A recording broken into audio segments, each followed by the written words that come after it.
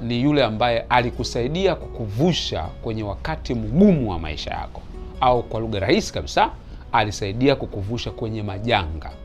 Wewe mwenyewe unafahamu kuna aina fulani ya majanga katika maisha yako ulishakupitia. Alikuwepo mtu mmoja ambaye yeye alihusika kwenye kukuvusha, aidha kifedha au kwa support ya namna yote ile. Lakini kila unapokumbuka kwamba lile janga nililokutana nalo, fulani ndio alihusika kwenye kunivusha.